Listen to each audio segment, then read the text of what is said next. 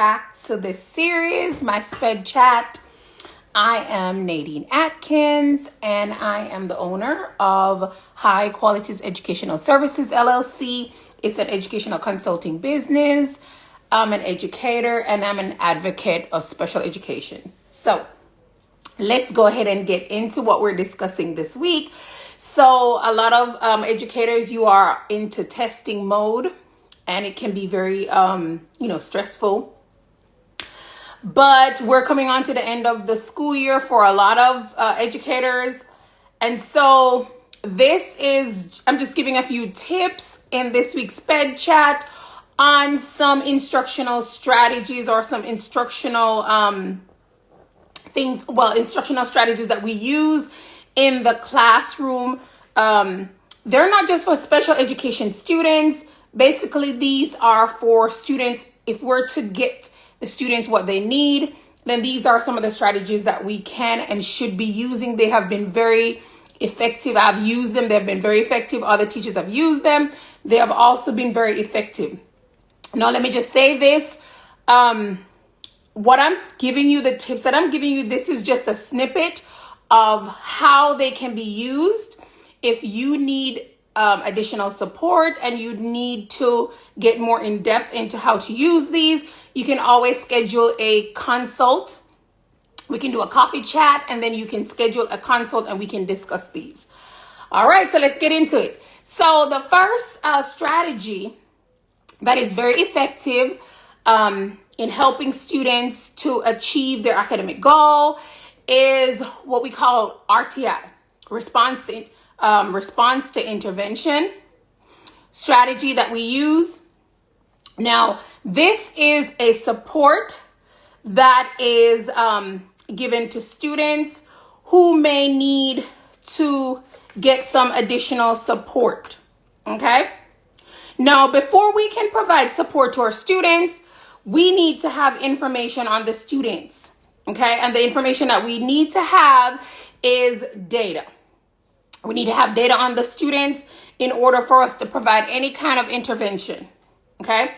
So usually our students are progress monitored. They should be progress monitored between 2 to 3, every 2 to 3 weeks. They should be progress monitored. Whatever progress monitoring you're using for your school district. Some people, they use iSteep, some use other progress monitoring tools. These are very effective in giving you information that you need in order to address any deficits that your student may have. So when we progress monitor our students, we want to use that information to provide intervention strategies. Now, the intervention strategies could be that we're providing, it could be 1 to 2 grade levels below the grade level that they're actually in. So for example, let's say you have progress monitored your student and you find that your student maybe have a deficit in reading words that might be digraphs, okay? It could be the TH, the SH, WH, PH, okay? Hi, the real Sub-Zero, welcome. So this is a deficit that your student may have. You want to go ahead and address this through your RTI, okay? So you want to address this through RTI, and you might provide different strategies of addressing this, okay? Now, RTI is usually done in small groups. Now, in special education classroom, usually it depends on what setting you are in. You might be in a self-contained setting or a resource setting. You might be in an inclusion setting. It depends on what setting you're in that you're going to be providing intervention for your student. So it might be a smaller group that you're providing this intervention for. But you want to do this daily if possible, because you want to help your students to be able to, get those foundational skills that they need in order to move on. And like I mentioned before, it might look different depending on what setting you're in, what classroom setting you're in. It might look different. Okay. Now, the next thing is differentiation. How can we use differentiation in the classroom?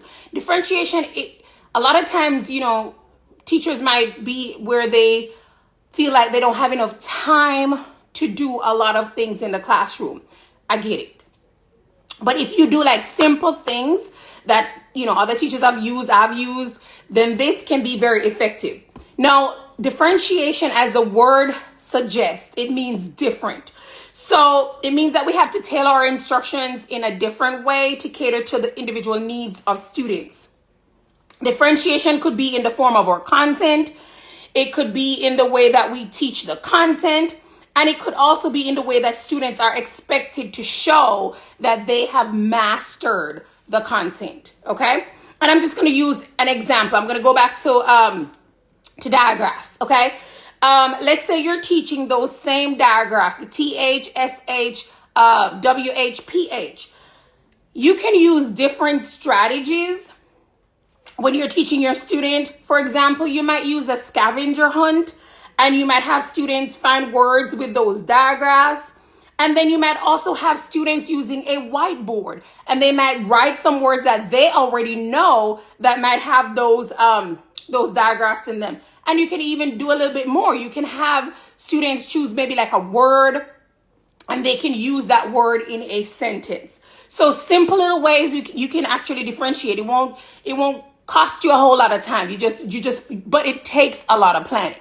It takes planning, intentional planning, if you want to achieve this kind of differentiation in your classroom. Okay. All right. So the next thing is scaffolding. And scaffolding, like the name suggests, when you think about scaffolding, you're thinking about building a house. So when you're building a house, you don't build from the top down. You build from the bottom up. Okay. So it's the same thing with when you're teaching students and you're using that strategy, scaffolding. So you want to start at the simple, and then you want to build on that. You want to break things into parts so that you can decrease the support that you provide to your students, so that you can help your student become independent. Because that's the goal. We want them to be independent learners. So in a lesson, you may start off with like a think aloud. And I've used this, other teachers have used this in their classrooms. You might start out with, and I love to use this, especially like in math. It can be done in ELA as well. It can be done in any subject. But let's say you start out with, hey, Empress Tracy, thank you for joining me. Let's say you start out with a problem, okay? So you might start out with a simple problem, or a simplified version of a problem. And then you might start with a think aloud, and you're taking them through the process of how to actually answer the question, okay? And then from there, you might provide like some guided, provide some guided practice for the student, and where you and the class, you're actually going through the actual way of solving it. It might be a problem that is a little bit more, more difficult than the first problem that you started out with, but it's a similar problem.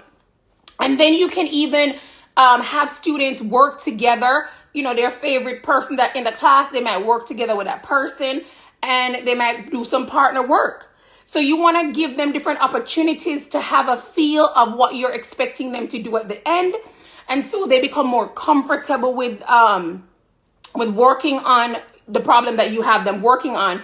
And then you get to the point where you release. You allow them to do some of that work on their own independent practice. So you're doing kind of like a gradual release. You're taking your time, taking them through the step, building it up from small or simple to more challenging. And then you allow them to show how they have mastered it. And sometimes showing how they have mastered it might be in a different way than other students. And you want to use like different modes of instruction, so that your students can become very comfortable with what they're expected to do. All right. So those are my tips for this week. Like I said, this is just a snippet of what these strategies. If you need more, schedule a coffee chat or schedule a free consult with me. Okay. All right. Are there any questions? The Real Sub-Zero or Empress Tracy? If not, thank you so much for joining me this week. Next week, we are going to be doing a different series. It's not going to be on academics, but we're going to have a different series. I'm going to have that posted